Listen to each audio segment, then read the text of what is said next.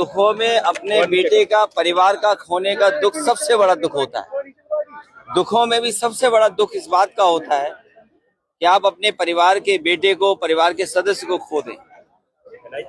और अगर सुरक्षा को लेकर के, अगर सुरक्षा नियमों का पालन हुआ होता तो इतना बड़ा हादसा नहीं होता। सुरक्षा नियमों के पालन न होने की वजह से इतने बड़े लोगों की जान चली गई। और कुछ लोग अपने व्यक्तिगत और अहंकार में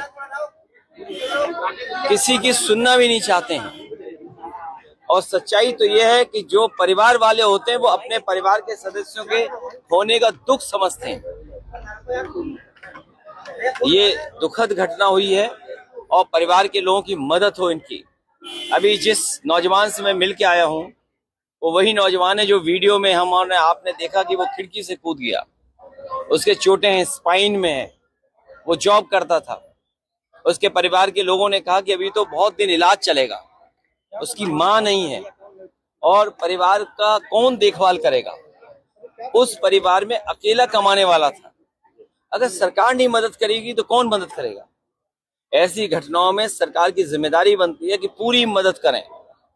हमारी मांग है कि जो व्यक्ति 50,000 की नौकरी में काम करता था, जब तक वो स्वस्थ नहीं होता है दोबारा नौकरी के लिए नहीं पहुंचता है, तो जो उसे वेतन मिलता था वो तो मिले ही मिले। और इलाज को लेकर के भी पूरा इंतजाम सरकार को करना चाहिए। और जो मरने वाले जो बच्चे हैं, सरकार पे तो कौन कमी है खजाने की। सरकार को बड़ी मदद करनी चाहिए। और अगर सरकार 1 करोड़ भी मदद करती है, क्योंकि नई उम्र के नौजवान थे, 21, 22, 23, 24, 25 साल के थे, उनका भविष्य बनता, वो कल कुछ बन करके दिखाते। वो अपनी मेहनत से कुछ न कुछ कर रहे थे वहां, उन्होंने जान खोई, उनकी मदद होनी चाहिए। कम से कम सरकार को 1 करोड़ रुपए की उन परिवारों की मदद होनी चाहिए जिन्होंने की जान गई है। सर, एसआईटी बनाई गई है, एसआईटी जांच कर रही है और बड़ी कार्रवाई की बात कर रही है कि थोड़ा नहीं हमने और आपने 10 साल से देखा है एसआईटी बनाने का काम। हर घटना में एसआईटी बनती है और लगता तो ऐसा है कि कोई सरकार नहीं है। और सरकार है तो सरकार नियमों का पालन क्यों नहीं कराती। और इस सरकार में जो नक्शे पास हुए होंगे, जो एनओसी मिले होंगे, फायर एनओसी तब मिलेगा तब जाकर के नक्शा पास होगा।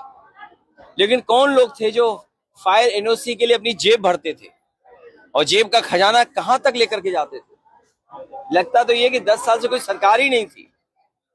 और जब भ्रष्टाचार हावी हो जाएगा मानकों पर तो क्या फैसला होगा।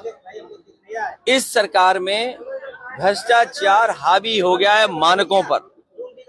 इसकी वजह से भ्रष्टाचार चरम सीमा पर है। और जो सरकार भ्रष्टाचार से बनी है वो भ्रष्टाचार तो करेगी, क्यों नहीं करेगी।